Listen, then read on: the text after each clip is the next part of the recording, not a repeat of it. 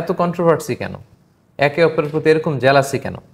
আমরা যদি দেখি আমাদের বাংলাদেশের প্রেক্ষাপটটাকে যদি আমরা সামনে আনি, আমরা সোশ্যাল মিডিয়ায় দেখি যে একজন স্কলার আরেকজনের স্কলারের ব্যাপারে সমালোচনা করছেন, একেবারে উলঙ্গ সমালোচনা, অন্যকে হেয় করে তুচ্ছ তাচ্ছিল্য করে কথা বলছেন।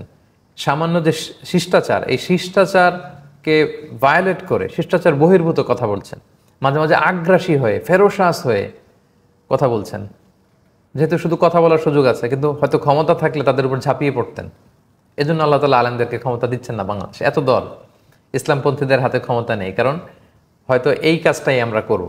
আমরা যাদেরকে পছন্দ করি না, যাদের ব্যাপারে আমাদের জেলাসি, অ্যালার্জি, আমরা তাদের উপর হামলে পড়ব। তো এখনও আমরা ক্ষমতা পাওয়ার উপযোগী হইনি, ওই ব্রডার লিডারশিপে যাওয়ার উপযোগী আমরা এখনও হইনি।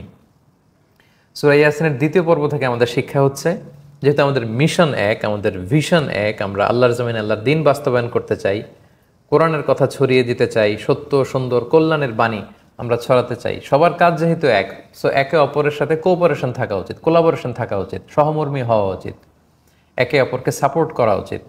আমার ভাই তো আমার কাজটাই করছে, নবীওয়ালা কাজই তো করছে, দিনী দাওয়াতের কাজই তো করছে, এই বিশাল কাজ করে সে আমার দায়িত্ব আরো হালকা করে দিচ্ছে, তো সে তো আমার সহযোগী।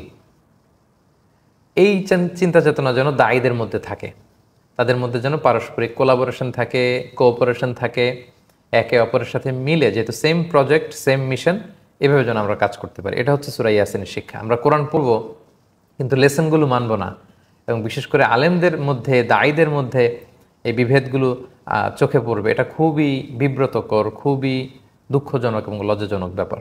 আল্লাহ তাআলা আমাদের দেশের ওলামাদেরকে, স্কলার্সদেরকে, দায়ীদেরকে একই প্ল্যাটফর্মে এসে একে অপরের প্রতি সহানুভূতি, সহমর্মিতা, ভালোবাসা, সাপোর্ট, কোঅপারেশন রেখে যেন আমরা একই মিশনে, একই প্রজেক্টে কাজ করতে পারি। আল্লাহ তৌফিক দান করুন। তাহলে এই মিশন, এই লেসনটা আমরা পাই যে সব নবী একই মিশনে এসেছেন, একে অপরকে কোঅপারেট করেছেন। সো আমরাও যারা দিন প্রচার করতে চাই, যেহেতু একই মিশন, আমাদের কোলাবোরেশন, কোঅপারেশন থাকা উচিত। 5 নাম্বার যে লেসনটা আমরা সূরা ইয়াসিন থেকে পাই, সেটা হচ্ছে সব নবীরা বলেছেন যে ওয়ামা আলাইনা ইল্লাল বালাগুল মুবিন। যে 3 জন নবীকে আন্তাকিয়া জনপদে পাঠানো হয়েছে, ওনারাও এটাই বলেছেন। 17 নম্বর আয়াতে আপনি পাবেন সূরা ইয়াসিনে, তারা বলেছেন যে ওয়ামা, তাদেরকে যখন প্রত্যাখ্যান করা হচ্ছিল যে না তোমরা আল্লাহর পাঠানো রাসূল না, তখন তারা বলল ওয়ামা আলাইনা ইল্লাল বালাগুল মুবিন, আমরা তো সত্য তোমাদের কাছে প্রচার করলাম, সব বলে দিলাম, এখন মানো কি না মানো এটা তোমাদের, আপ টু ইউ, কিন্তু আমাদের দায়িত্ব হচ্ছে পৌঁছে দেওয়া। ওমা আলাইনা ইল্লাল বালাগুল মুবিন, পৌঁছে দেয়া ছাড়া আমরা বাণীবাহকের কাজ করি, বার্তাবাহকের কাজ, আর বাকিটা আমার দায়িত্ব না, বাকিটা আল্লাহ দেখবে, বাকি দায়িত্ব তোমার।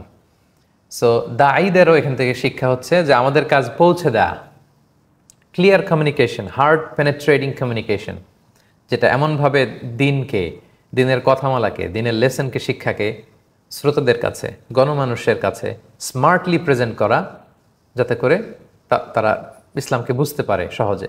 এত চমৎকার লাইফস্টাইল আমাদের কাছে থাকার পরেও এটাকে যদি আমরা স্মার্টলি প্রেজেন্ট করতে না পারি, এত চমৎকার জীবন ব্যবস্থা আমরা বিলং করার পরেও আমরা যদি বস্তা পচা এই সমস্ত ইজম, মতবাদের উপর ইসলামকে বিজয়ী করতে না পারি, এত চমৎকার আল্লাহর দেয়া গাইডেন্স আমাদের কাছে থাকার পরেও, the latest version of revelation Quran আমাদের কাছে থাকার পরেও জাস্ট স্মার্ট প্রেজেন্টেশন না হওয়ার কারণে, সুন্দরভাবে উপস্থাপন করতে না জানার কারণে আমরা যদি পিছিয়ে পড়ি, এটা হবে খুবই দুঃখজনক ব্যাপার।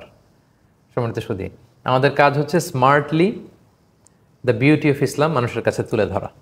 মানবে কি মানবে না এটা তাদের ব্যাপার। জোর করা, কাউকে জাজ করা, এটা নবীদেরও কাজ নয়, দায়ীদেরও কাজ নয়। নাহনু দুআত লাসনা খুদাত, আরবরা বলে যে আমরা দাঈ ইলাল্লাহ, আমরা শুধু ডাকি, আমরা জাজ করি না। আমরা প্রায় মানুষকে জাজ করি, অন্যদেরকে ছোট করি, খাটো করি, সে ভালো না, সে ইসলামের পথে নাই, সে হকের উপরে নাই, তারা কেউ হক না, আমরাই শুধু হক। এগুলো হচ্ছে মুনাফিকদের আলামত, এবং পাশাপাশি এগুলো ইহুদিদেরও আলামত। সো দায়ীর কাজ হবে আল বালাগুল মুবিন, ক্লিয়ার কমিউনিকেশন, পৌঁছে দেওয়া সুন্দরভাবে। হেদায়েত কার নসিবে আছে না আছে আমরা জানি না। বিষ্ণুবিকে আল্লাহ বলেছেন লাস্তা আলাইহিম বিমুসাইতির, হে মোহাম্মদ তুমি দারোগা হয়ে তো আসো নাই, তোমাকে দারোগা বানাইনি আমি, তোমাকে আমি দারোয়ান বানাইনি যে তুমি কুরাইশদের পিছনে পিছনে ঘুরতেই থাকবে। ক্লিয়ারলি পৌঁছে দাও, দ্যাটস ইট। মানবে কি মানবে না এটা তাদের উপর। আর তুমি চাইলেই কাউ, নবীরা যে হকের উপর আছেন এটার প্রমাণ হচ্ছে তারা দাওয়াতি কাজের কোনো বিনিময় চায় না। রাসূল সাল্লাল্লাহু আলাইহি ওয়াসাল্লাম আজীবন কষ্ট করেছেন, দাওয়াতি কাজ করেছেন, কিন্তু কোনো ডিমান্ড করতেন না, বিনিময় চাইতেন না। নবীদের কাজ ছিল এটা। সো দায়ীদের কাজও এটা যে তারা দাওয়া করবেন লিল্লাহ, আল্লাহ তাআলার সন্তুষ্টির জন্য। তারপরে যদি তাকে কেউ উপহার দেয় সেটা সে নিতে পারে, তাকে যদি অনারের নাম দেওয়া হয় সেটা সে সানন্দে নিতে পারে। রাসূল সাল্লাল্লাহু আলাইহি ওয়াসাল্লামকে উপহার দেওয়া হলে তিনি নিতেন, কেউ সানন্দে কিছু দিতে চাইলে রাসূল সাল্লাল্লাহু আলাইহি ওয়াসাল্লাম গ্রহণ করতেন। কিন্তু দাওয়া কাজের জন্য ডিমান্ড করা এবং প্রতিদান চাওয়া, এটাকে আবশ্যক করা, এটা নিষেধ। এটা দায়ীদের বৈশিষ্ট্যের সাথে যায় না। 2 নম্বর হচ্ছে ওয়াহুম মুহতাদুন, রাসূলরা হেদায়েত প্রাপ্ত। তারা কোনো দুনিয়াবি কিছু ডিমান্ড করে না, চায় না, আল্লাহর খুশির জন্য সত্য কথা বলে যায়, দিনের দাওয়াত দিতে থাকে। এটা হচ্ছে তারা হক হওয়ার একটা প্রমাণ। 2 নম্বর হচ্ছে মুহতাদুন, রাসূলরা হেদায়েত প্রাপ্ত, অনুপম চরিত্রের অধিকারী, কথা বার্তা, তাদের লেনদেন সবকিছু অত্যন্ত চমৎকার। সো দায়ীদের এই বৈশিষ্ট্য থাকতে হবে। 1, দিনী কাজ তারা আল্লাহর সন্তুষ্টির জন্য করবে, কোনো প্রতিদান তারা ডিমান্ড করবে না, চাইবে না। এমনি কোনো সম্মানই তাদেরকে আসলে সেটা গ্রহণ করবে, উপহার তারা গ্রহণ করতে পারে। রাসূল সাল্লাল্লাহু আলাইহি ওয়াসাল্লাম এটা করতেন, নবীরা এটা করতেন। এবং তারা হেদায়েতের উপর অটল থাকতে হবে। আমি হেদায়েতের দাওয়াত দেই এজ এ দায়ী, কিন্তু আমার মধ্যে হেদায়েত নাই, তাইলে তো হবে না। একজন দায়ীর সবচেয়ে বড় বৈশিষ্ট্য একজন দায়ী মুত্তাকি হবে। একজন দায়ীর সবচেয়ে বড় বৈশিষ্ট্য সে যা বলে সে নিজেও আমল করবে। একজন দায়ীর সবচেয়ে বড় বৈশিষ্ট্য তার কথাবার্তা, আচরণ, লেনদেন এটা ট্রান্সপারেন্ট হবে, পরিচ্ছন্ন হবে। সো এই আয়াত থেকে কাদেরকে আমরা ফলো করব এটা আল্লাহ বলে দিয়েছেন। আমরা কার ফলোয়ার হব?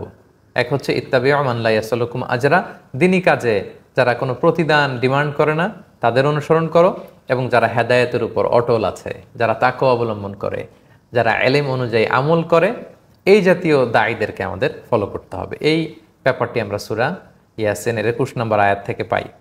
7 নম্বর যে লেসনটা আমরা সূরা ইয়াসিন থেকে জানতে পারি সেটা হচ্ছে এ জগতের সব কিছু আল্লাহর দেয়া বিধান মেনে চলে। আল্লাহর দেয়া একটা বিধান আছে, সব কিছু এটা মানে, কারণ গোটা জগৎটাই তো তার, জগৎ যার, আইনও চলবে তার। এই কথাগুলো আমরা সূরা ইয়াসিনের 38, 39, 40 নম্বর আয়াতে পাই। সেখানে আল্লাহ বলেছেন সূর্যকে ঘোরার প্রদক্ষিণের একটা সময় বেঁধে দিয়েছে, কত দিন কত বছর ঘুরবে, কতটুকু স্পিডে ঘুরবে, কিভাবে তার পক্ষে প্রদক্ষিণ করবে, ওই পর্যন্ত সে ঘুরবে। যেদিন কিয়ামত হবে থেমে যাবে, ওই সফটওয়্যার সূর্যের মধ্যে দিয়ে দেওয়া আছে। চাঁদ কিভাবে ঘুরে প্রতি মাসে কি অবস্থানে যাবে আল্লাহ আদেশ দিয়েছেন, ওই আদেশ চাঁদ পালন করছে। দিনের পরে রাত আসে, রাতের পরে দিন আসে, কত ঘন্টা পরে আসবে, কিভাবে আবর্তিত হবে, আল্লাহ তাআলা তাদের জন্য আইন করে দিয়েছেন, বিধান করে দিয়েছেন। তারা মানে জগতের সব আল্লাহর বিধান মানে, কিন্তু আমরা আল্লাহর বিধান মানতে চাই না।